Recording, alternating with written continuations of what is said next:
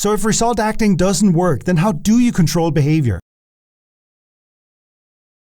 The reality is that no one can directly control their behavior and look natural, not even the best, most Oscar-winning actor. Because there are two brick wall laws of nature that are going to stop you. The first is that real behavior is small. I want to show you a great example of real behavior. Here I'm talking with Maggie about a friend who passed away. This is a personal conversation that was never meant to be used, but she let me show it for science. Recently, I really thought about sort of just this weird feeling of like the fact that he that he is no longer living. And I don't want to diminish the gravity of it, but let's look at just the behavior. What's coming through is lots of small, often contradictory behavior that altogether tells the story of how she feels. The problem is that you can't do this on purpose. Even your best attempt at being subtle will be too big. And remember when we changed Maggie's off-camera dialogue for Tyler? Something bad? Are you fighting crime by night? that's it. You're fired. That deer in the headlights look and the small facial twitches were because he literally didn't understand what was happening. Oh, hi. You look good. Didn't I tell you to stop approaching me? Listen, If we had tried to do that on purpose, it would be too big. Actually, police interrogators are literally trained to look for small behaviors that are too big and too forced as an indication that you're lying. The second reason is that real behavior is complex. When you're being normal, your mind is on the thing you're communicating. Meanwhile, your brain is orchestrating a symphony of movement. You're using hundreds of muscles at the same time to express yourself. It's naive to think that you can control each of your 43 facial muscles one by one and make it look natural. Even animators have a hard time doing that. The only way we can get these things to play together is to let our body and mind do it by themselves. We can trigger automatic behavior by thinking certain kinds of thoughts. Here Stevie needs to quickly get a date to show to her parents, but she can't show that she's in a hurry.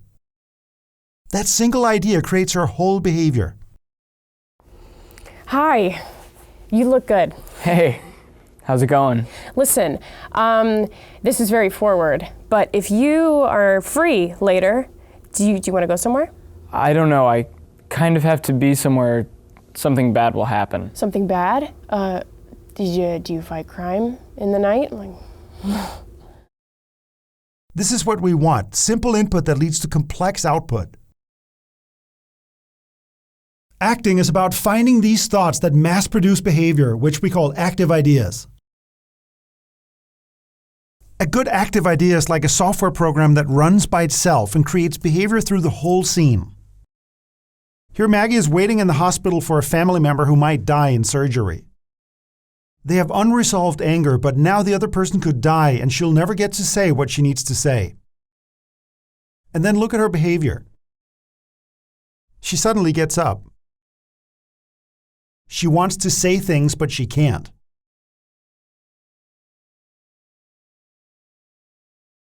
The behavior runs whether or not she has lines. It even runs before the scene starts and after it ends.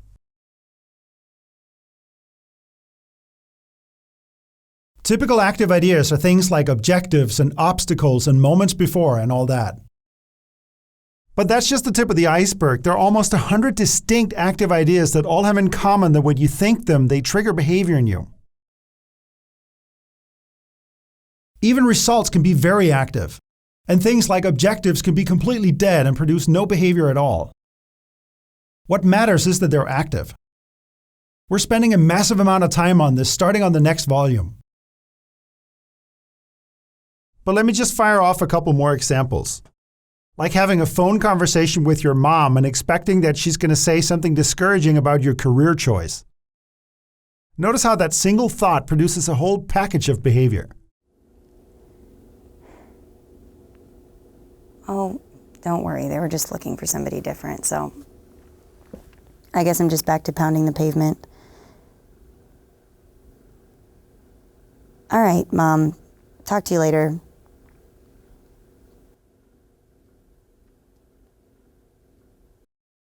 Or here, Pete is a gang member who's asking a girl out within earshot of his gang. So he's really performing for them. Oh, hi. You look good. Hey, how are you doing? Listen, I was wondering if it's not too forward. If you're not doing anything tonight, you want to go someplace? I don't know.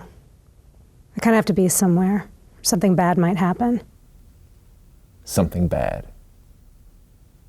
Are you fighting crime by night? In a way. This is a technique we call other people. Notice how it's not just a head movement or a way to say a line. It changes his whole demeanor. Coming up with active ideas is one of your primary jobs as a director, and you can actually test them on yourself. When you have an idea for something to say to an actor, ask yourself, is it active? Does something start moving in you? Does it shape your whole behavior, or does it just micromanage a part of it? Does it give you a feeling of knowing what to do? You don't need to be an actor to understand active ideas. I'm not a very good actor, but I can feel when a thought is active, and then it's dynamite in the right hands. But I think maybe just mechanically what you can do maybe is just let the smile sometimes sink and then put it back on. Mm-hmm. And then let it sink and then put it back on. Remind yourself to keep smiling. Mm-hmm. I made reservations at your favorite restaurant, Friday night, 8 o'clock, and I would love for you to join me. No. I'm not attracted to you in that way. And I will never be attracted to you in that way. I'm thinking about it now, and it just grosses me out. Just being with you, even in a social setting, going out with somebody like you would just be it'd be hard on me socially. My friends already think you look mousy, and I don't want to be made fun of to be dating a mouse. And you got this snaggletooth. My friends laugh sometimes when you talk, because it just kind of pops out there. I don't know if anybody has ever told you this, but you are the ugliest woman on the planet.